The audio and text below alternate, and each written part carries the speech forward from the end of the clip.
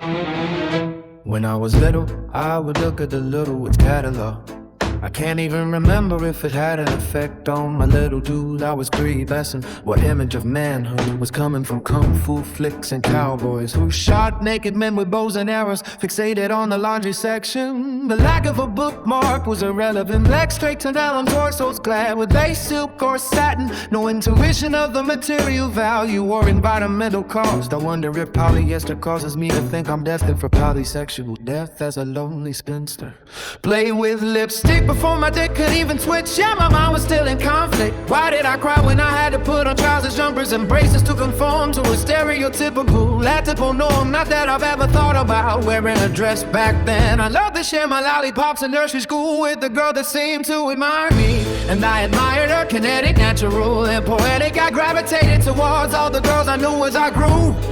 Little did I know, looking at the catalogs that were delivered to our door would turn me into a fetishist, concealing the direction of my eyes. I gazed upon those gloomy images of my nose. My mother would model herself unknowing then that was the wrong section for all little boys and men.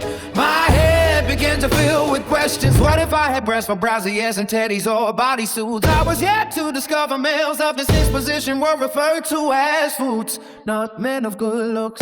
That shook my nervous core more and more. The older I grow, the more I know beauty is in the eye of the beholder, not the storyteller. So what role was I by the female form? My sexuality was a seldom question I would confront, and therefore I conformed as a handsome yet androgynous fetishized member of the Oriental diaspora. I adopted these fantasies and fetishes into my own subconscious persona, eroticizing my thoughts. My hands would do things to my body that brought pain, satisfaction, guilt, and left me feeling ashamed. Taboo things that I would do in the loo, and at home I left alone. I would become promiscuous with my conformity, deviating from normality, trying to actualize a fantasy, fantasize in my mother's wardrobe, pleasuring myself, fantasizing about growing old enough to get married and explore the sensations I imagine more and more, looking out the window in case someone was to return home, shaking in dread that the door would suddenly open. No idea of what I would say or how I would explain what I was doing. There was no room for all to take the fall, it was all on me.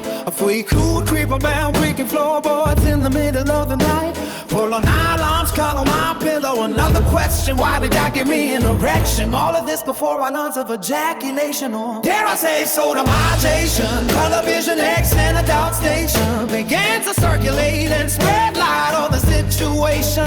Going to know what it was for and where it could become so fascinating. The steep step in my exploration, discovering anal ejaculation alone in the bathroom, something I managed recreating, frustrating, private yet alienating. Even though prior to my de-virginization, conflicted sexuality and the desire to embrace feminine physicality, blurred perception. There was no categorization. The only word I had to describe my seemingly absurd reality was it was a fetish. My obsession with fishnets would grow to become the reality of being a catfish, presenting myself as an exotic, erotic toy for hire would become my future. After experiencing the true sensation of female design, the foreplay that led up to the loss of my virginity seemed like a mutual exploration of my inner gender isolation, taking it further and further with each kiss, touch and gaze. We were bound only by rules and laws designed to protect the innocent, and he had come to reject breaking some rules. Heightened love, respect, comparing to